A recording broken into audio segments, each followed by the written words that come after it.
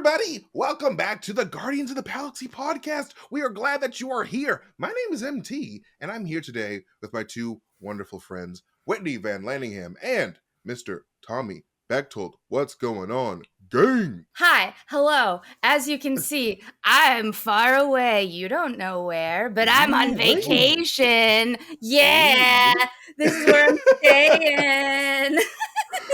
Dude, you look like you're staying somewhere very like fancy and exotic because that bedpost is like very, it's like I'm in Hawaii or something. And for real members of the Tom Squad who have been following me since the Jean-Claude pandemic, they will recognize my location as my mommy's room in Rochester.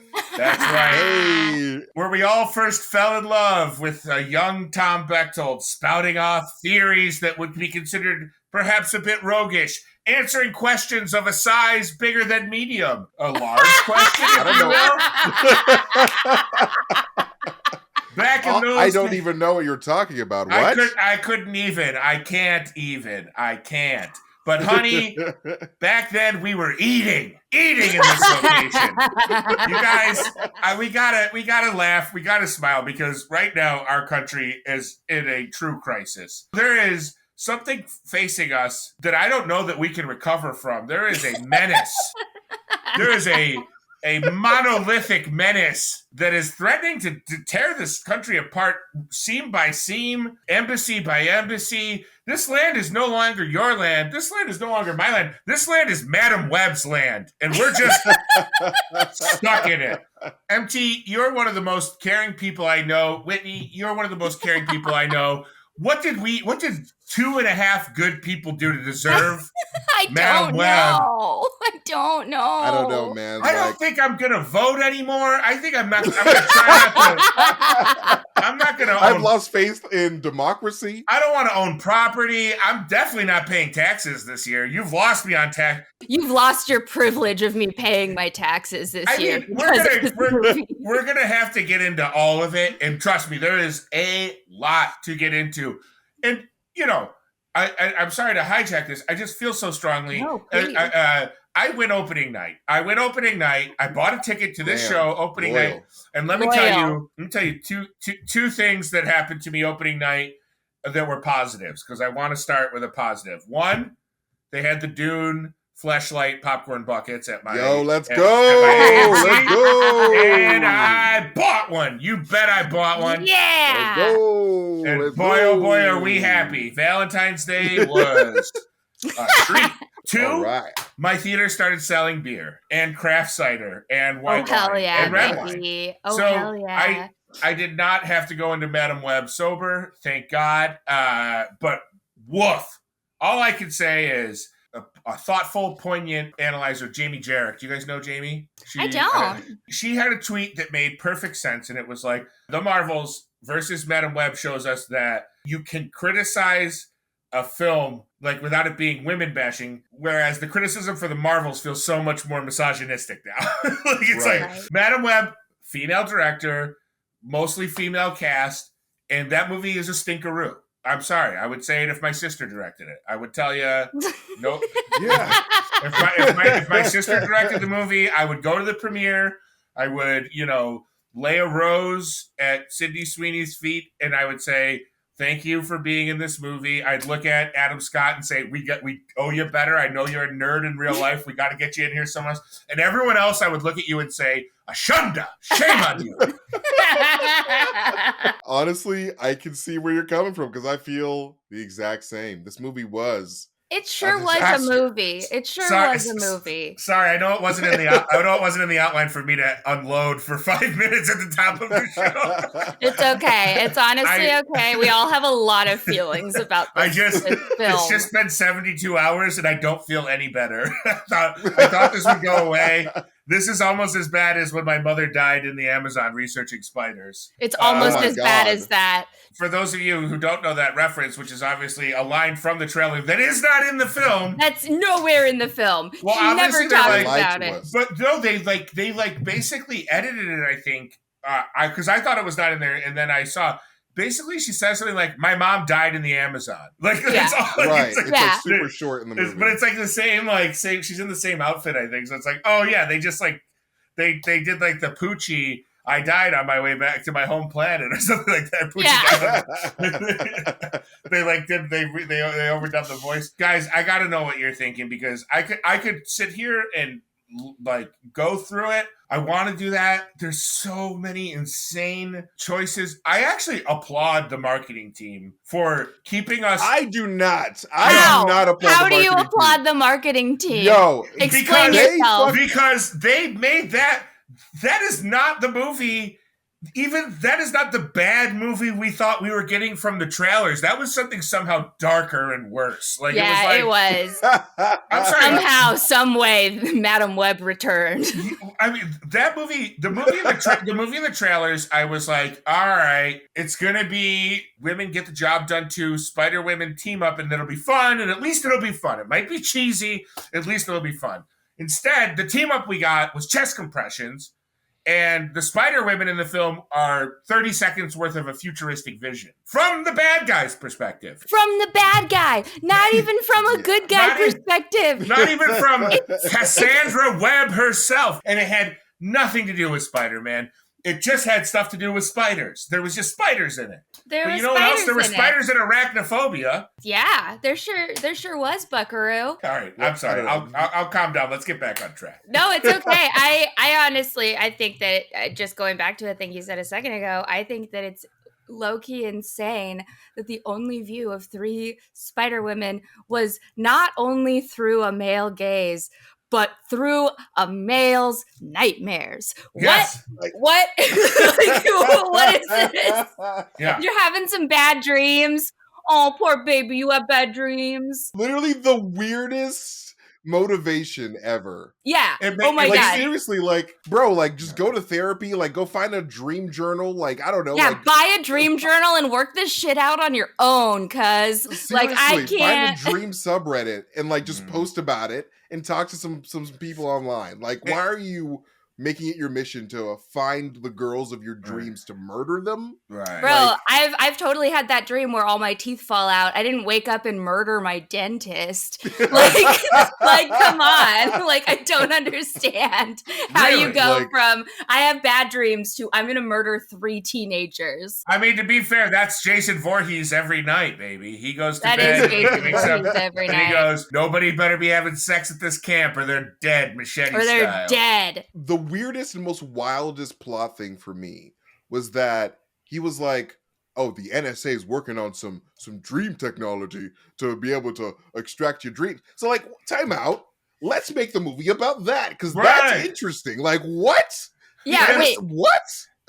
MT, that would require the movie to make sense. Which it really would. None of it did make any. It was like, okay, let's start from the beginning because this movie is going to be in my head for literally 24 more hours, and then I'll probably never think of it again. So let's start from the beginning. We get our origin story of Cassandra Webb. We also get our origin story of Ezekiel Sims, and we get Cassandra's mother, I'm just going to call her Dr. Webb. You know, basically it's like Ezekiel Sims is her hired bodyguard, I guess, but kind of a dick to her the entire time, even before he turns on her. They're looking for this spider. Dude is just Clayton from Tarzan, bro. Yes. He's just like, I'm your assistant, now I'm evil. Then we also learn about the Anaranas? Los Arañas. Los Arañas. I was going to say naranjas, which means oranges. So it sure does. It sure as shit does.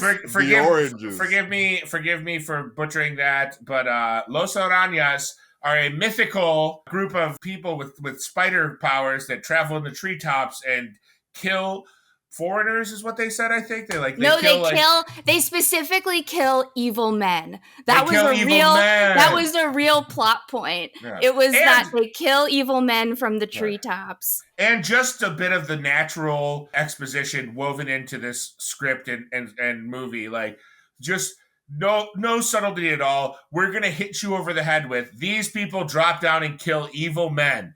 But then they don't do that. They don't drop down and kill an evil man. They let him go. They save her, which is really nice of them. Very sweet. Do they save her? They don't save her. They save the baby. Whitney, they fling her around like They do fling her around. they fling her around like she's on They a do. wooden roller. She's in Coney Island riding the cyclone. I mean, I'm sorry. I believe her treetop voyage to the Lazarus pit might have been what killed her more than the bullet wound. more than the bullet wound to the chest. The thing that like blew my mind about these like weird tribal mysterious people is that they all spoke perfect English. Yeah, barely. Yeah. Perfect, How? like Why? like like not even an accent. It's just like, hey, we'll tell her everything. Like when she comes back here, we don't know how she'll come back here, but she'll come back here. It's just like, I also really thought that we were gonna get like an up close of their little spider outfits.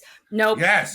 The shaman was just dressed like a shaman. He was just dressed like a shaman, and he's the only one we talked to. So I mean, did he change clothes? Did he change outfits before he helped her? Was there like a little wardrobe like change like before? He's like, hang on, let her bleed out a little more. I gotta go put on my clothes. I gotta go. Yeah, I gotta go dress like Ben Kenobi all of a sudden. Oh my god! What? So then we find out. So then Cassandra Webb lives. And of course, coming from that trauma and growing up in that tough foster system, that at one point that made her pee outside. Sorry, I know we're getting ahead, but she says, "I used to pee outside like a good foster kid," and I'm like, "What does that mean? Well, what? That sounds like abuse." Like, I'm sorry. You are describing child abuse. It definitely does. But hello, Miss Stockholm Syndrome, because a little bit later, when these girls are all faced with being like parentless, she's like, hey, I grew up in the foster system and I didn't turn out so bad. It's like, you're a mess. No, you did. You are a disaster. Like, seriously, your life is just so sad. You actually turned out horrible. Sad. You couldn't even muster a smile at a baby shower for your friend's sister that you somehow got invited to. I'm also very, very confused about just why would you go to a baby shower of your friend's sister? Why do you have any stakes in your friend's nephew? Why? I don't understand. And by the way, that friend's nephew, we're not going to say his name. We're not going to say it. We're not going to say it out loud. Never going to say it. Hey, Ben Parker, you sure will be a great uncle, Ben Parker, to your nephew. Pass the potatoes. Is that a Pepsi you're holding at this baby shower? Yo, the blatant Pepsi product placement in this movie was so ridiculous. Like, it's like, oh man, I'm so glad I'm at this cookout with a Pepsi. I bet you Coca-Cola sent out $1 million bonuses to their product placement team for not being in that movie. They were like, you guys, the giant falling Pepsi Cola neon sign that evidently killed Ezekiel Sims, but also seemed like it was like, I don't know, it seemed huge, but then it was small, then it was huge again. It was huge practically, it was small digitally, which I don't understand, because digitally you can make it as big as you want, but they're like, no, when we get up into the practical elements of it, it's going to be enormous. But sitting like from a distance, it's tiny. It's a teeny tiny little petite Pepsi. It sure is. But we are getting way ahead of ourselves, guys. We gotta go back. We learn that she is an ambulance driver with Ben Parker. Right. Cool. Why? Right. Why? Yeah, like what's the point? Like, why? It feels like there was a different story to this movie. Like, I feels like this movie was pitched differently to the actors, and then like they just completely changed a lot.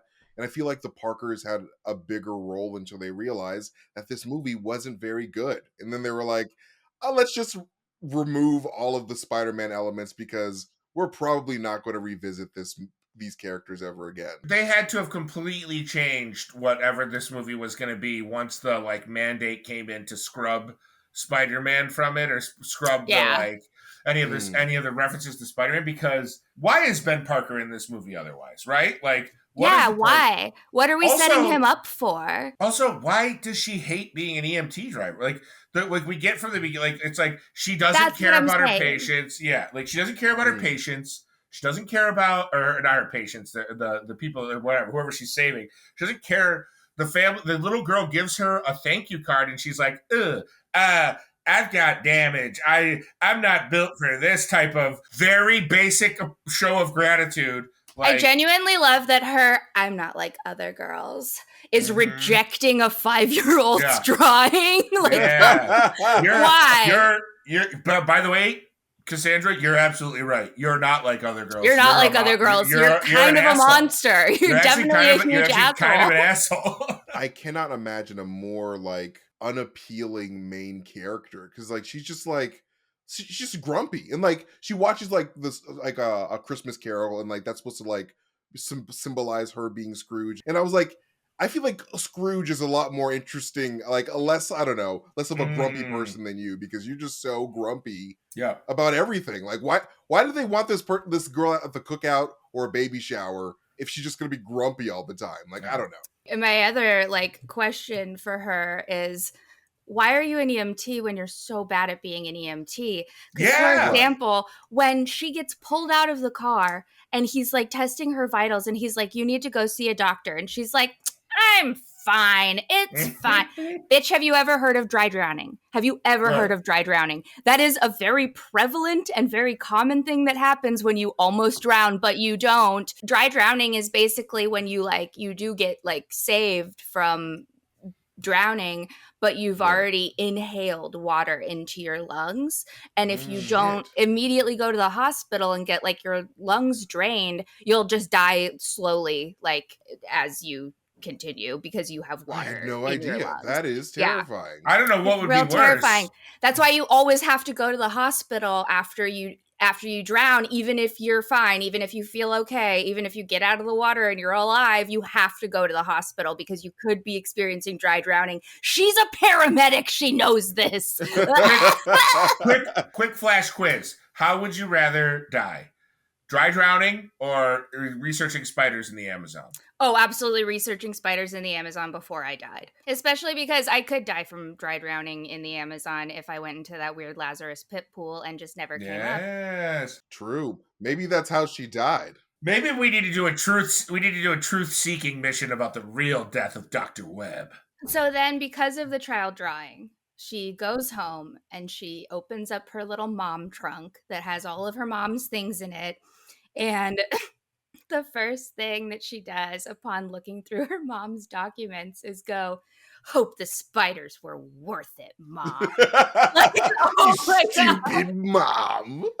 Hope the spiders were worth it. Like, okay, you bratty ass teenager. Like, come on. Shame on you for dying in the jungle. I hope it was worth it. I hope it was worth it. We forgot to mention that for some reason she has a run-in with all of her future little spiderettes, like in random situations, including Sydney Sweeney, who I think is the woman she saves stepdaughter.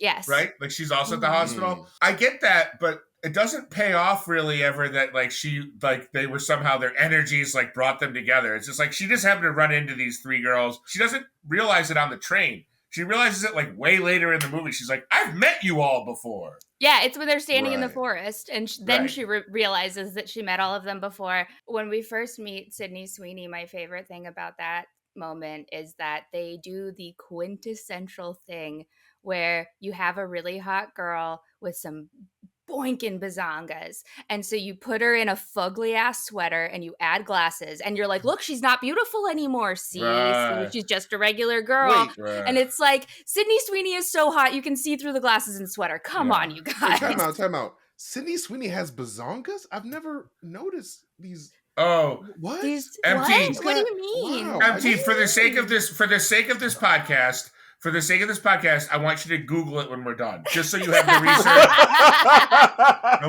Go ahead and Google it. You have Sweeney bazongas. Yeah, look up Sydney Sweeney. What most people talk about. Anyway, that, and also like Sydney Sweeney, I think is 27 years old, and she's like, I think not even supposed to be like a high school senior in this. I think she's supposed to be like a sophomore. So they have her like posture. She's doing like the shoulders way up around her ears, posture, kind of like meek thing. It's like this is Clark Kent mode. This is like a grown woman who we have. Yeah, exactly. She's like almost Steve Buscemi. Hello, fellow teens. How do you do, fellow kids? Then it's baby shower time, right? Well, first, before that, it's murdering an NSA agent time. Oh yes.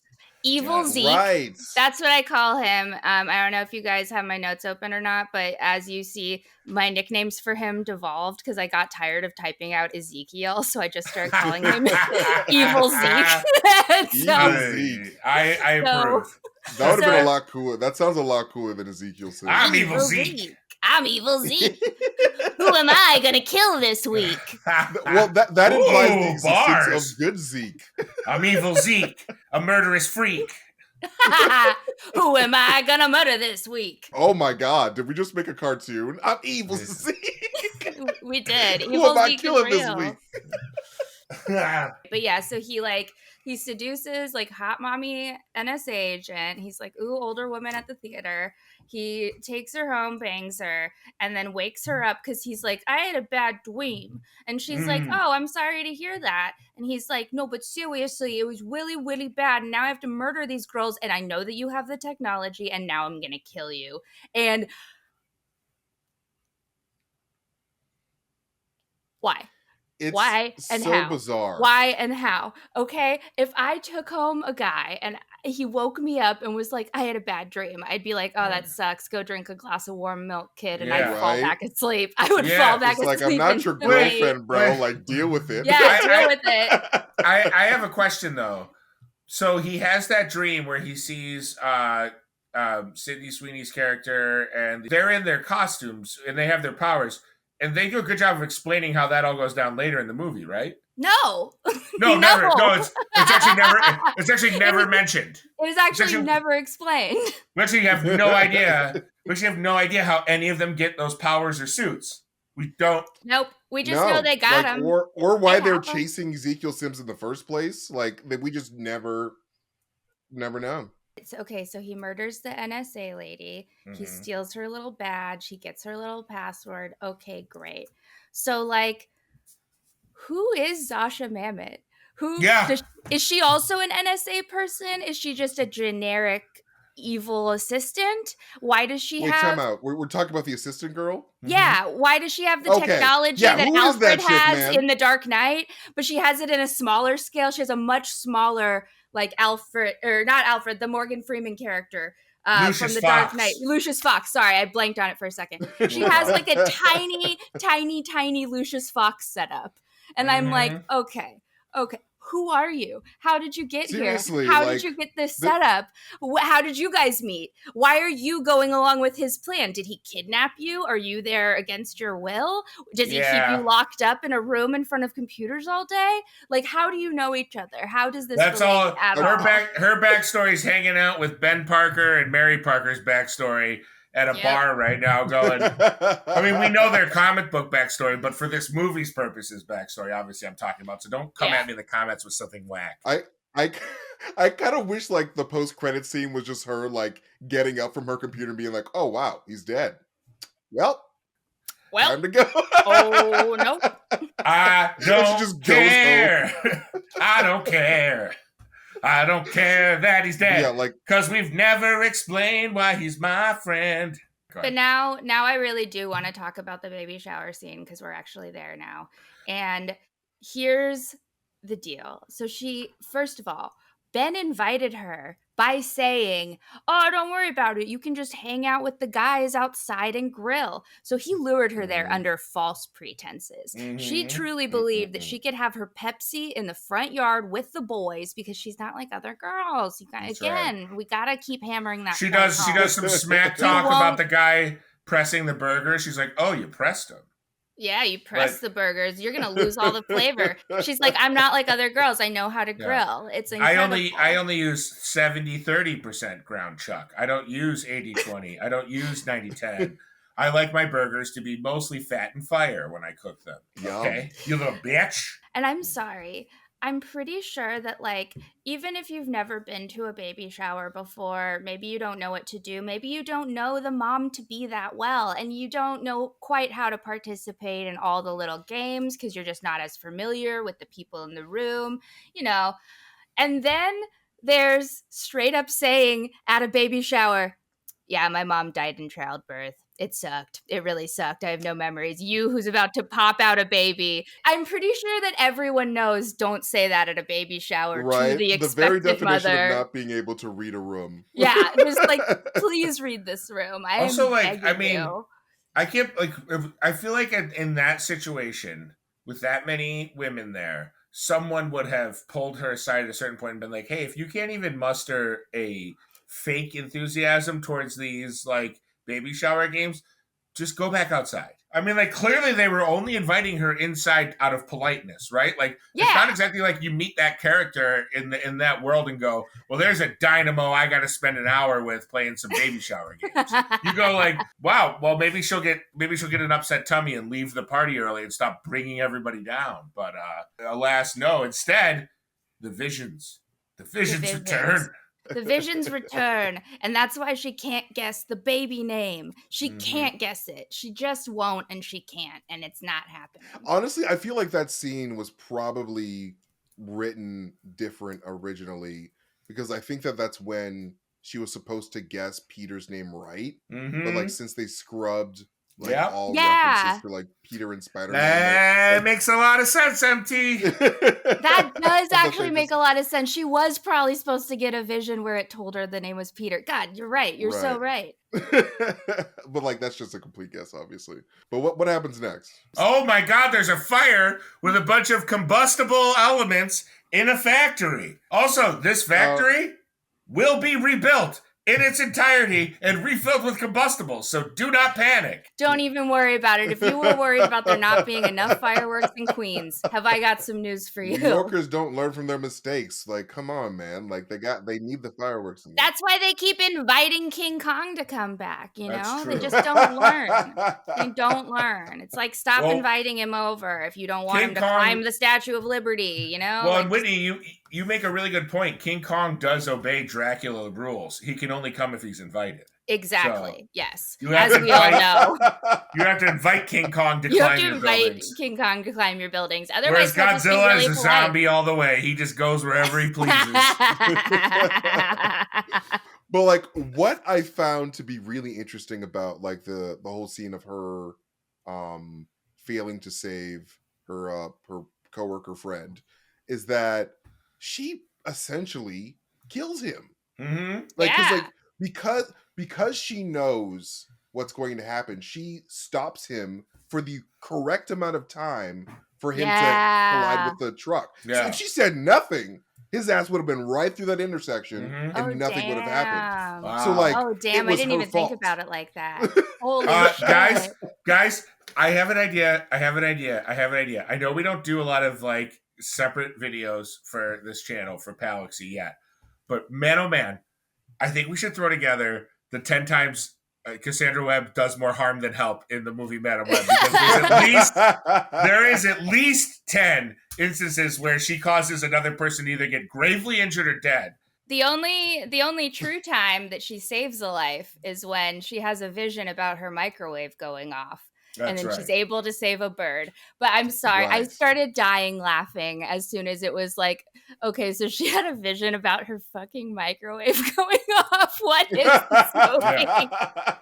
Just the most average vision. And because her microwave goes off, she opens the window and the bird doesn't die. And that's very nice of her, very kind. If I had visions, I would also want to save that bird. But it came from a vision about her fucking microwave. And I'm just like, I can't with this movie. It literally does not make any sense. But at least the bird survived. Well, and then so she's traumatized, and when you're traumatized, where do you go? The train station. You go to Grand Central Station. And you go to Subway and you have some of the most traumatic visions. It's just shocking.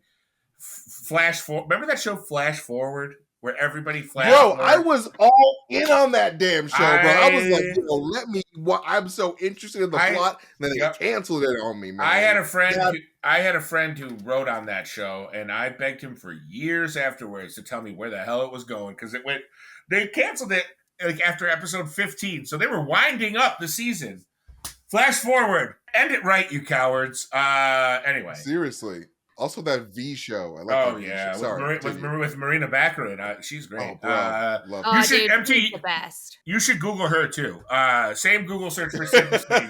Just change out the names. Okay. All right. Christian searches. Oh God, no! Don't use. Take your Christian search blocker off. You're gonna want to. Never. I never do that. You're gonna want to ride dirty for this one. Look, all right. Let's. I think we gotta speed this up a little bit because we're getting stuck. I've derailed us so many times, but what was not derailed was that train. That train where Ezekiel Sims hypothetically murders all three of our young gals, but not before Cassandra Webb could save them. She goes, listen to me, you're all going to die, which is said on a New York City subway train, I'm sure, 50 times a day. So, yes. Oh, it is. 2 years after 9/11. Yeah, exactly. Dude. And that's the worst thing that's ever happened in New York is about to go down. Lady, read the room. Yeah, just like once again, read the room. Come on. No, I just was like, I'm sorry, but like that is truly like the most unrealistic thing is that she was yelling at some teenagers and she was like, get off the train. Come on, you're all gonna die. Get off my train. No teenager in New York would be like, oh, okay, single file, guys, let's get out of here. Like, no, any teenager would be like, fuck you, lady, get the fuck out of this train car, you crazy person. She knew how to relate to the teenagers by stealing their skateboard. That is so relatable. Stole their skateboard, and that's when she got their attention. She stole a skateboard. My symbol of coolness and rebellion. Give that back, lady. How am I going to stick it to the man if you take my board? And like, yes, she definitely does save those three teenage girls from evil Zeke. But also on another thing that Cassandra Webb did that caused a lot more harm than good, she got like 10 police officers brutally murdered. And like, listen, ACAB all day, but also what the fuck? Like, what the fuck? Like, I don't understand. Even fictional cops. ACAB, even fictional cops. Right. That's what the A stands for, Tommy. That's what the A means. We'll drill down on that in a later episode. But and then she takes them to the woods where she mentions several times that she has not kidnapped them. Which is like, sounds exactly like what a kidnapper would say, although because we are the audience. Abandoning you in the woods. Yeah. Right, exactly. Seriously. Well, she has to abandon them, of course. But like, see, that's the thing. It's like, I've got to go leave you guys in the woods so I can go back to my apartment where one of you lives, by the way. Right. And like just to read in my mom's journal. Me. I'm just going to read my mom's journal real quick. My apartment. Good Lord. It's so stupid. It's so I have to have a secret journal reading session. You guys can't come. And like, if this woman is a wanted criminal, why would you go back to your apartment? Oh my God. I was screaming because I honestly believed, I was like, oh no, Zeke's going to be in there waiting for her and he's going to have like killed her cat or something, you know? Like I was like, there's going to have to be somebody at her apartment. Nope. She just has to climb up the fire escape and nobody sees her. And that's so convenient. I think, MT, you called out on the internet that you did enjoy the comedy of her trying to climb the wall. I also enjoyed that moment. It just stuck out like such a sore thumb that I was like a little embarrassed for enjoying it as much as I did. But I was like, this is actually some good physical comedy acting by Dakota Johnson. Kudos to her. 10 out of 10. The way that she felt, that she sold it. Yeah. And like it was just so goofy. Like it seemed like she was actually having fun in that moment. I was like, you know what? Yeah. This works for me. I like that moment. So then what she basically establishes is that she's got to abandon these girls. First put them in a hotel room where there's got to be cameras, right? Like most even shitty motels have tons of cameras around. So this Ezekiel Sims is locked into any kind of, this is even in 2003. Somehow he has all of the latest facial recognition software, which, in 2003, I can remember, I'm a little older than you guys. This stuff was kind of like facial recognition software and things like that, like existed, but it was also something that people really only knew about in things like Enemy of the State and stuff like that with like the Will Smith. Right. Like it was all very future tech. We were just on the cusp of it. It wasn't like now where you're like McDonald's can scan your face and be like, this guy loves fries. Let's make sure we, make it smell like fries in front of him. So 2003, which by the way, I had to keep reminding myself that was the era because it was like, there's not a ton about that movie other than their. Well, they drop in one-liners all the time, like so sad about Martha Stewart. Or the Beyonce billboard. Who went to prison for insider trading. Martha Stewart didn't die in Tower 2. She went to jail because she was in insider trading. And she lived in like a cottage. And then she got out. And now she's even richer. What are we? And now she's best friends with Snoop Dogg, and they sell candles and lighters together. Like, yeah, damn. Let's go back and tell Sydney Sweeney. It'll blow her mind. No kidding. That line and the completely undeserved revelation that the one girl's dad had been deported, which, of course, a sad detail. But her being like, it's a trump card she had to play for, like a trump card of, no pun intended on that awful last name, but like, you know, a wild card of like, my dad was deported. Like, it was like, okay. And then we're not going to talk about that ever again. So it's like, yeah, I get it. It was just all like, I don't know. Wait, so was the implication at the end of the movie that she adopted? I think basically, basically the implication was they all live with her now because their home lives were so bad. I mean, I wish I knew the characters' names better, but they don't do a great job of reminding you. It's Anya, Maddie, and Julia. Okay, Anya, Maddie, and Julia. Great. Maddie's parents are in China, right? Yes, and so they don't care about her enough. But that's not an A to B reasoning. Like, my parents are in China, they don't want me anymore. They're just on a business trip, dude. Yeah. Like, I don't know if you guys watch anime, but like that's a very anime-ass excuse for why like the main teenage character lives alone. Like they always use that excuse, like my parents are out of the country on a business trip, and I'm just by myself. I'm like. It just felt so convenient. I'll take it. And then Anya's dad, I think she said her mom was. It was revealed that she's like an orphan, right? Basically, like it's well, her mom died when she was 5, and then her dad unfortunately got deported. But here's the thing: her dad being deported, potentially a very moving character revelation and detail that is just not addressed ever again, nor before, nor even in that moment. Everyone just kind of goes, and I think. Sydney Sweeney's character is like, that's awful. I thought that we all learned the fabulous and true lesson from Batman versus Superman that having a scene where the main characters bond over having a mom isn't always interesting. I don't know. All of them were just kind of like, what are you talking about? It's like, the best thing in the world. Batman and Superman were just like, my mom's name is Martha. Oh my God, my mom's name is Martha. No, my mom's name is Martha. Dude, you want to be best friends? And that's exactly what happened in this movie. All of them were just like, I have a shitty mom. No, I have a shitty mom. I don't even have a dad. You guys want to be best friends and move in with this weird lady who hates children? Yeah, let's do it. Freaking Cassandra Webb abandons those 3 youths to go to Peru for about 6 hours, would we say? I am so baffled about the logistics of time in this movie. She literally is like, there's something I must do. And doesn't one of them call it out? Isn't she like, you have to go to Peru? Or something like that. I have no idea. I'm fairly certain one of them identifies that as a thing that would be important to her, despite them not knowing about much of her personal life at all. So she goes to Peru.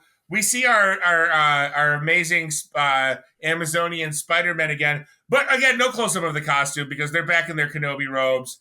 To have a little pick-me-up with Cassandra and tell her, sorry you didn't get the cool powers. You got you got maybe even cooler powers. You can be many places at one time, kind of. In your mind. Right? In your brain, baby. Yo, literally making Naruto-ass shadow clones, bro. Yes. Like, what? And then this bastard gets to say the with great power comes great responsibility line, but it's butchered. And I honestly, it happened the way it happened in front of me, I've forgotten it. But it's like those who discover great power must use it responsibly. And I'm like, all right, dog, get out of here. Like, I don't know why this movie keeps doing that because like that's Uncle Ben's thing.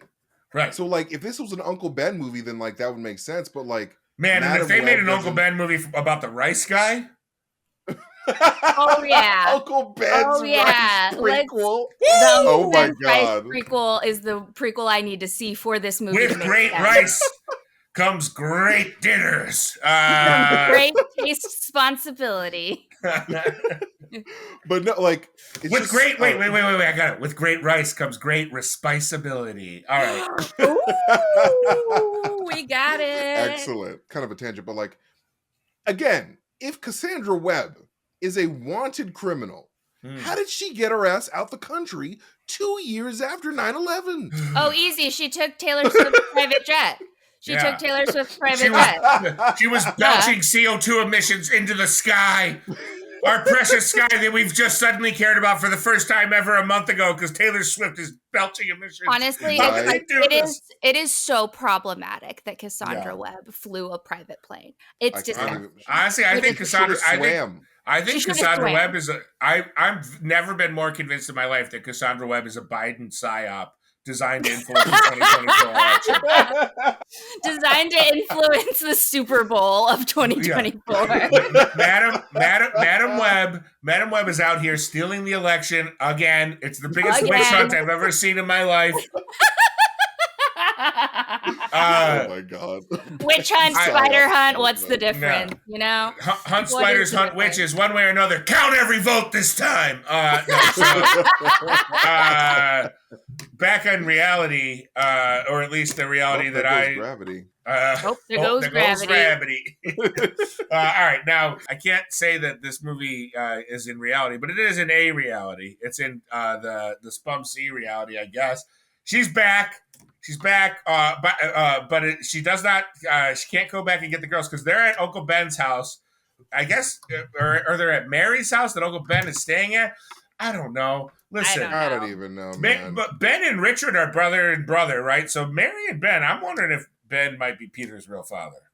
Richard seems very. What if he's not uncle? What if he's daddy? Richard seems very absent from the picture, and Ben and Mary seem very close. I'm sorry. Ooh. Point being, Mary Parker's water blasts all over the kitchen, which somehow Mary Parker blasts off. Somehow Cassandra, she drip sauce all over the kitchen. Somehow Cassandra Webb is able to identify it as water, like a water break for a pregnant woman through the window. She's like, the baby's being born. I got to find these girls. And then we have like probably the worst climactic scene in a superhero movie. Can you guys think off the top of your heads right now a worse finale of a movie than this? Like Morbius. Morbius. You think Morbius was worse? I think it was on par at least. I mean, well, like the final fight between Morbius and whoever the fuck Matt Smith's character was, right? Like it was just like you couldn't see what was happening on the screen. It was just like darkness and smoke, darkness. And I was like, I was just sitting in a dark theater, like, what's going on? Like, I don't know what's going on. Well, so like at least we could see. But like, it's still not great. You know what? Same team though, so I blame them both. I say they're equally, but it's again they just go back to that firework house and like they just restock the fireworks. There's no vigil to the fallen first responders that died that day on the scene. There's like, her visions are getting better. I guess like she's getting better at realizing what she needs to do. But the whole thing to me is like, this is the end of the movie. These young girls who are. All we've seen in the advertising is that they're going to be spider women, you know, like they're going to be this awesome ass-kicking team of costumed fighters. No, instead they're three damsels in distresses that need Cassandra Webb's help as she learns to like branch out through the web. I don't know, guys. I got to be honest. I'm glad she's blind. I'm glad she fell in the water, and I wish they never. Jesus Christ, Tommy! Jesus Christ! You know, it's so funny that like. That it was Pepsi Cola that gave us the blind baby. Madam Webb. Pepsi is what blinded her. Also wheelchair bound. What did the sign hit her? Did her back break? I don't understand why. I have no idea. She is the suddenly... eyeball thing is because she got hit in the face with fire. So that was like okay. So I get the eyeball thing. She clearly got hit straight in the eyeballs only. None of the rest of her face was damaged. However, just specifically her big old globes, and then somehow broke all the bones in her body. I don't know. Well, I mean, I guess that would maybe make sense as to why she wasn't falling. You know, she couldn't help herself.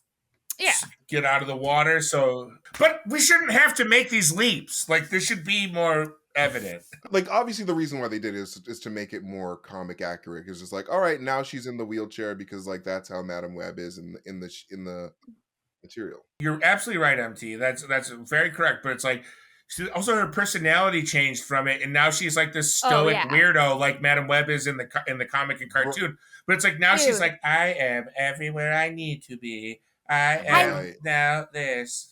Okay, I know that I'm obsessed with Rick and Morty, and I'm so sorry, but as soon as I saw that scene, I was just reminded of like when Jessica becomes a time god in Morty and Rick Andre, and I was like, I felt more of like a connection and I see what she's going through based on Jessica's like 3 lines of dialogue after, like in the aftermath of that scene where she becomes a time god, and I was like, how did a cartoon give me more feelings and emotions of, oh yeah, it really would suck to like know everything and see everything and have it like coming to her. She was just, her personality entirely changed, not for the better. Bro. It wasn't good to begin with. She had a shitty personality to begin with, and then it became even worse. And it's just like, why? Now that you know everything, why don't you just be cool, man? Why don't you just be cool to these girls? Like, it just seemed everything in this movie is 100% unearned. Like the friendships between like these 3 girls, like they hated each other throughout the course of the entire movie until like they did like the fake CPR thingy. It's like, oh no, now we're all friends, and now we're all like, that wasn't CPR earned. training and, like, brings people together is the moral of this film. Is but like, want to make new friends? Take a CPR class. CPR training class. Sure. But also like that ending. It's like, all right, like she is still a shitty person. Well, not a shitty person, but like someone that like struggles to connect with people. Like, why is she randomly this like maternal figure to these girls? She loves them now. Yeah, she loves them now because she learned that her mom loved her, so that changed everything. Oh yeah, we forgot that. We completely forgot about that insane detail. Thank you. I was almost about to wrap up, but thank God we're now reminded that the only reason her mom was researching spiders in the Amazon is because Cassandra Webb was a dud. Guess so. Yeah, I don't know. I feel very bad for her that she had to be faced with that situation, and that is very serious, and I'm sorry to Mrs. Webb. However, how do you just be like, okay, I'm going to be a huge bitch to all these girls. I'm going to fuck up a baby shower by being such a curmudgeon. And I'm going to reject a drawing from a little boy and just be so unhinged and rude to 3 high schoolers. And then all of a sudden she's like, oh wait, my mom did love me. Come here, girls. I'm your new mommy. Let's get Chinese food. I love you. You're going to live with me in my big house, and it's going to be the 3 of us. But like, what doesn't make sense about like that sequence is that like that is like essentially a dream. So like her mom, I mean, as far as we know, the audience, her mom didn't really talk to her. Like she was just like, oh my God, mom. And like they embrace, but like her mom's dead. Right. So like, I thought that because what closure? She got like astral pushed, right? So maybe she and her mom met and hugged in the astral plane. That was how my brain made sense of that. Yeah, I kind of took it. Like, I mean, because you know how like when Doctor Strange like astral punches like Peter Parker, and he's like, whoa, but then he can control it. I was wondering if it was like a similar thing where she got astral pushed, and so because she's in the astral dimension, she was able to talk to her mom. I don't know. That's a guess. That's my best guess. I mean, honestly, like that does make sense. That does make a lot of sense because like it is an astral type of realm. So like, but it's just weird to me that like she just her demeanor completely changed because her mom like, of course your mom loved you. Like you were an unborn baby and like she was just pregnant with you. She didn't not love you. She never met you. Like she's never met you before. Yeah, and that's why it's so funny when she's like, hope the spiders were worth it, mom. Like she's resentful to her mother for having a career before she was born. Like what? Like why? That makes no sense. Why are you resentful to your mom? Because she knows why. I've never heard of that in my life. She knows what she did. She knows. She just died. What she did. She could have survived. she She could have didn't want to survived, deal but with the she child. didn't. And it's like, no, dude, people die in childbirth all the time. Unfortunately, like it's very Right. sad, but like that Right. happens. Right. It doesn't mean that your mom didn't love you because she didn't survive Right. childbirth. That is so fucked up. Like that's a That's just the fucked lack up of way to effort. think. I Lack don't of know. effort. Yeah, you just She didn't could have try tried hard harder. enough. Didn't try hard enough Well, She wanted to a stay participation alive, I trophy, guess. but we tried very hard to talk about this movie, and we've done it for over an hour, and I frankly will not talk about it for another second. Okay. I want to know I want to open the floor for some final thoughts, though, because just because I'm out of gas, just because I'm all out of web, I want to hear what you guys give me. I'm all out of web, baby. I'm all out of web. I hate this damn movie. After my I'll vasectomy, never- I'm all out of web. Oh, you still got the web. There's just no little spiders in there. No all right. spiders. Come No on now. spider eggs. Yeah, go ahead. Final thoughts. No, I'm about to go on like a mini rant, but like Let's do I it. think that this movie was embarrassing for the comic book movie industry because like in 2024 like Sony Pictures should know better by now. And like they have like after Morbius and like after all their subpar other movies, like they need to realize that like what they're doing in live action anyway, like the Spider-Verse movies are fantastic obviously, Yeah. but like what they're doing in live action is just not up to par to what comic book audiences expect to see. And like what I felt really like insulted after watching both Morbius and Madam Web because it feels like Sony is pumping out these movies just for the sake of like doing them. Like it doesn't feel like these movies were made for anybody. Like It doesn't like, feel like not they're for made with love, you know? or any type of attention or love or like or care.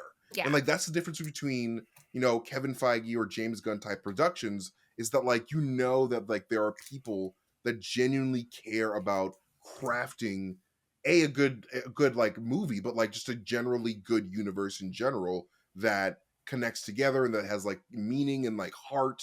But like this just felt like, oh, people will just see this movie because it's a Marvel. So like we could just like And have all because these it has characters and, like- Spider-Man's name attached. So of Exactly. course people will go see it.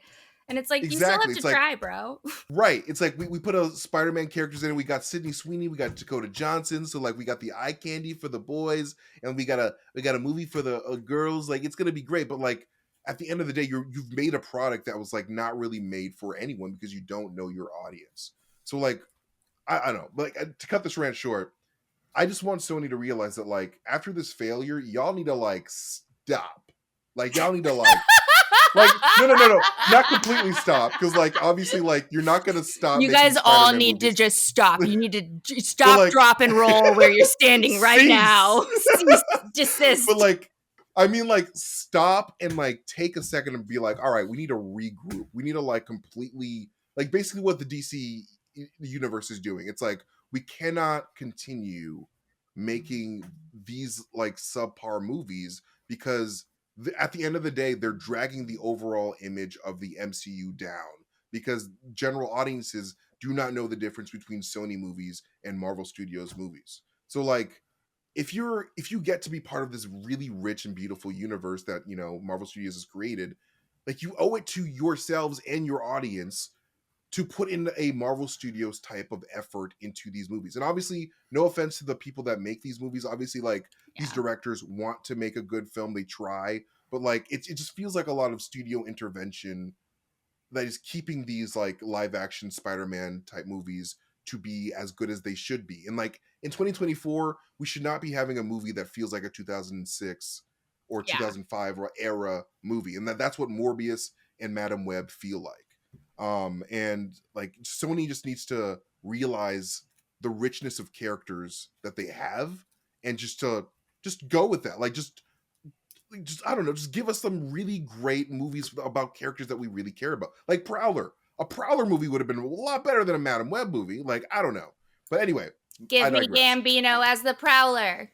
Yes. Oh my, like, bro, like that would be an amazing like trilogy of movies right there. Gambino, it really Prowler would. movie. Like, hell yeah. They just don't know like how many amazing characters that they actually own or what to do with those characters. And so like we end up getting these generic, just nothing movies that just no one wants to see. But like, we want to see movies made with care and with heart and with understanding about the actual source material, because that's, you know, we want to just have a good time and not feel like you're stealing our money.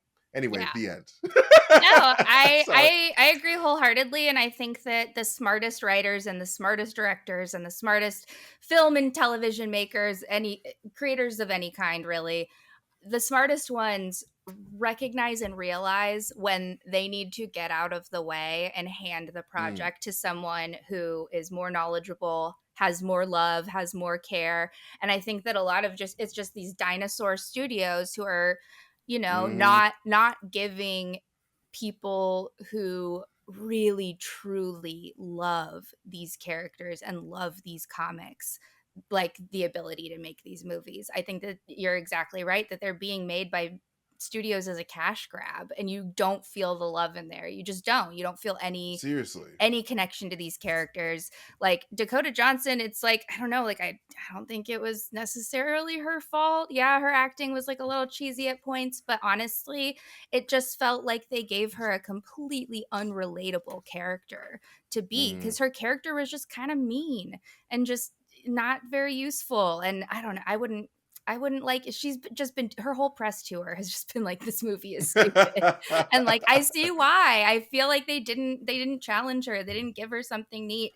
However, the only thing that I will say very nicely about this movie, I have to say one nice thing, is that I really loved the part where Maddie skateboarded down on the little piece of metal and then Cassie used it as a shield. I liked the part where she used the shield skateboard type thing, and I thought that was very cool, and I really liked that. But a lot of the choices they made were smart on paper, but not executed properly at all. So I don't know. That's how I feel. Yeah, Sony just has to do better, because like it's not. We're not going to accept crappy movies anymore. Well, good news, MT. A weary world turns their attention now to the recently revived El Muerto project. Countdown to El Muerto. How many days till El Muerto? Please, let it be not that many. All right. I have my El Muerto calendar. It's a Christmas style calendar. I cannot wait. It's an advent calendar. I get one tiny piece of chocolate every day until El Muerto comes out. I can't wait. Honestly, that would get me excited. You know what else gets me excited? Pals like you. And Lord knows after this week, we need pals more than ever. Pals to go to movies with, pals to rip on movies with, pals to celebrate movies with, pals in general. Don't isolate yourself. Reach out to your pals. We love you. Take care of your pals. And if you have a pal that you haven't talked to in a while, text them. Text your pal. Tell them you love them. Text your pal. Yes. Challenge yourself. Nobody likes getting phone calls, but you definitely text your friends and definitely take them to a CPR class, because you guys will be reunited so fast. So fast. You'll have everything in common. You might even get married. You're going to bond so much giving CPR to a lifeless test dummy. I promise. Yes. All right, everybody. Hope you enjoyed this little talk back about Madam Web as much as we did, and I'll see you next time. Bye. Bye, guys.